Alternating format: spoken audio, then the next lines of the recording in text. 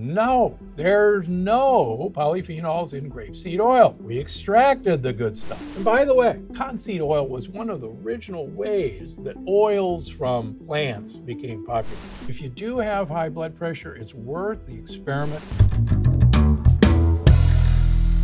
Hello, and welcome back to another episode of Gut Instincts. I'm your host, Dr. Stephen Gundry, and I'm excited to provide some answers as to which foods are the most gut-friendly for you. Today, we're taking a look at cooking oils. With so many options out there today, it can be easy to become overwhelmed when making the best choice for your health. Which options are the best for your gut? I'll be ranking these oils from S to F. S stands for superfood, and F means it belongs in the trash. Before we begin, make sure to click that subscribe button and give this video a thumbs up if you're ready to get your gut health in check. Let's get into it. All right, I'm going to start off with something that's going to drive everybody crazy. Canola oil. Canola oil used to be on my bad list, and that's because canola oil is actually rapeseed oil that's had a rather harmful chemical removed from it by hybridization. It's not genetically modified, but most canola oil available in the United States, up until recently, has been sprayed with glyphosate. So that's why it did not make my good list. On the other hand, we now have non-GMO organic canola oil available. And I think it deserves your consideration. Why? Because canola oil actually has one of the highest percentages of a short chain omega-3 fat that I absolutely love called alpha-linolenic acid. That's totally different than linoleic acid, the nasty omega-6 fat that you hear everybody says is a bad seed oil. Why am I so impressed with canola oil? Because canola oil was the basis of the Leon-Hart diet that showed dramatic reduction in heart disease risk in people who were made to use a margarine made out of canola oil. And the only finding in the difference that made a difference was the level of alpha-linolenic acid in people's blood from the canola oil. So I'm putting canola oil way up there. It gets at least an A if you see the words organic. If you don't see the words organic, don't come near it. All right, coconut oil. Coconut oil has a lot of benefits. Yes, it's a saturated fat. Yes, about 65% of coconut oil is medium chain triglycerides. And everybody gets all excited that, oh, I've heard about MCT, it's really good for you. But hold on. Most of the MCTs in coconut oil have no ketogenic property. And so even though 65% of it is medium chain triglycerides, buyer beware, it's not the best source of MCTs. MCT oils, which are derived from coconut oil, do contain what you're looking for, but not so much coconut oil. Now, coconut oil does have a benefit. It has a very high smoke point. But interestingly enough, as we'll see in a minute, olive oil oxidizes less than coconut oil. So coconut oil has a place, but it's not the miracle food that everybody thinks. So there's really two types of palm oil. There's red palm oil, and then there's palm oil. They are totally different. The red palm oil comes from the palm fruit, whereas palm oil, which is what you see most of the time, comes from the kernel, and they are not equivalent. Red palm oil is loaded with really important type of vitamin E's, which you should get in your diet. Palm oil doesn't have it. As you probably know, the major driving force of deforestation in Singapore and Indonesia is planting palm trees. Please, whatever you do, don't buy palm oil. If you want to get some red palm oil, use it in moderation. It does have a benefit. Please stay away from palm oil. Vegetable oil, that sounds good. Vegetable oil is a conglomeration of seed oils that you wouldn't want to know how they're produced. These are not pressed from vegetables like it sounds. These are mostly short chain omega-6 fat, which are linoleic acid. You don't want this anywhere near your pantry. Same thing with corn oil. Wow, corn oil, that's healthy corn. We should have that. No, corn oil is pure, for the most part, linoleic acid, omega-6 fats. Keep it away. Sunflower seed oil. Heck, sunflowers, those are good for you. Sunflower seeds, they're good for you. No, they're not. Sunflowers are mostly omega-6 fats, and sunflowers actually have a fairly nasty lectin. Another reason not to use it. I'm running out of room in the F column. Here's the original troublemaker, cottonseed oil. A lot of people are beginning to learn that cottonseed oil was invented as a byproduct of salvaging growing cotton, and cotton seeds were thrown away. They said, what a waste. Let's see if we can extract oil from these seeds and then use what's left over the seeds to feed farm animals. Cottonseed oil was one of the original ways that oils from plants became popular. Same problem. It's almost all omega-6 fat, and it's not a normal oil at all. Now, recently, another darling has appeared, safflower oil. And safflower oil has been modified to have high linoleic content, a PUFA. These are all PUFAs, polyunsaturated fatty acids. Sounds pretty good. And there's lots of studies that adding PUFA to the diet lowers cholesterol. Not so fast. PUFAs stop you from making cholesterol because they actually paralyze your mitochondria. So here's an oil that's actually proudly telling you it's high linoleic acid. Keep it away. How about grapeseed oil? Now, everybody hears that grapeseed extract is really good for you, and it really is. It's loaded with polyphenols. So grapeseed oil must also be really good for you. No, there's no polyphenols in grapeseed oil. We extracted the good stuff. What's left is a nasty, you guessed it, omega-6 fat.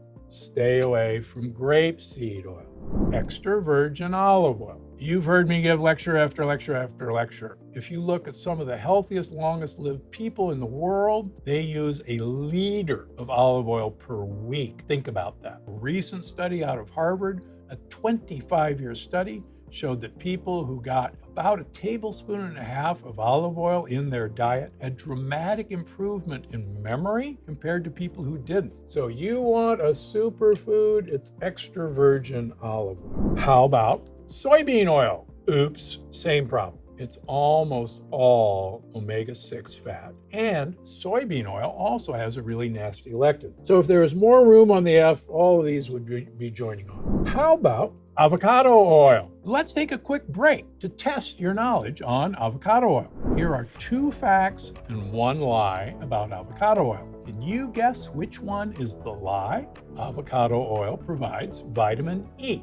Avocado oil is rich in healthy fats. This oil has a low smoke point at 300 degrees Fahrenheit. You ready? The answer is the last one. Avocado oil has a high smoke point of 500 degrees Fahrenheit, making it a great option for high heat cooking. Avocado oil is an A. It doesn't have as much polyphenol content as olive oil, not even close. Olive oil has a low smoke point. That has nothing to do with whether it oxidizes. In fact, as I mentioned earlier, olive oil is the least oxidizable oil with high heat. And that's why olive oil has been used for 5,000 years to cook food. Must be a reason. Next up, peanut oil. Now that sounds pretty good. Peanuts, everybody eats peanuts. Unfortunately, peanut oil has a really nasty lectin. And in studies in velvet monkeys, which we use as a model for producing atherosclerosis, heart disease, giving monkeys peanut oil promotes atherosclerosis. If you take the lectin out of peanut oil and then give them peanut oil, they don't get atherosclerosis. And guess what? Our peanut oil does not have the lectin removed. So it's an F. Sorry about that. What about flaxseed oil? Flaxseed oil is another great oil with some provisos. Flaxseed oil is mostly alpha-linolenic acid, that wonderful omega-3 fat. So it goes way up to the top of the list with 2 exceptions. Number 1, you can't cook with it. Number 2, you got to keep it in the refrigerator because it tends to go bad very quickly. With that in mind, though, it's a super oil for getting alpha-linolenic acid into your diet. How about almond oil? Now, almond oil and walnut oil, nut oils sound pretty doggone good. And in a way they are. But just remember that these particular nuts, both walnut and almond, have a lot of omega-6 fats in them. Now, the big difference between these two oils is that walnut oil has a lot of omega-3 fats as well, whereas almond oil doesn't. Plus, sadly, almonds have a really nasty lectin that a lot of my patients with autoimmune disease react to. So walnut oil, that joins coconut oil in the B, but almond oil is down there, even though they're both nut oils. Sesame oil. Now, this is toasted sesame oil, and that's what you're normally going to see. But untoasted sesame oil actually has some interesting health benefits for some of my patients. There's been a study in humans that show giving people with high blood pressure 2 tablespoons of sesame oil a day remarkably reduces high blood pressure. And the proviso is when they stop taking the sesame oil, their blood pressure goes right back up. Now, one of the ways sesame oil works is by lowering LPSs, lipopolysaccharides, getting into your bloodstream. So sesame oil definitely has a place, but quite a few of my patients have sensitivities to sesame seeds. So I'm going to put it in with coconut oil and walnut oil as a nice drizzling oil. If you do have high blood pressure, it's worth the experiment, but buy the untoasted sesame oil rather than the toasted. Mustard oil. Now, mustard is part of the brassica family, and mustard seeds have a lot of interesting benefits in terms of mitochondrial health and potentially impacting cancer. On the other hand, a number of my patients react to mustard. It's also gonna hop in here with sesame oil. Rice bran oil. Now, the good news, bad news. Rice bran, the bran, is it got a really nasty lectin, but rice bran oil doesn't. And you'll notice it does appear on my good food list. And that's because it actually is a pretty decent cooking oil. The lectins are in the hull, rather the bran, and not in the oil. So it's actually something for you to consider. Let's recap. The super oils are extra virgin olive oil in a glass container. Flaxseed oil is right up there, but you got to remember to refrigerate it after you open it. If you see high lignan flaxseed oil, all the better. Organic canola oil is not the evil empire. Avocado oil is a great cooking oil, but it doesn't have the polyphenol content that you're looking for olive oil. Both of them share the same monounsaturated fat called oleic acid. Coconut oil, walnut oil, sesame oil, mustard oil, rice bran oil, also useful for consideration, but don't make them your oil of choice. And then these are the really bad oils that have no place in your pantry, no matter how gourmet they sound. Grapeseed, soybean, peanut, almond, palm oil, vegetable oil, corn oil, sunflower seed oil, cottonseed oil, and high linoleic safflower oil.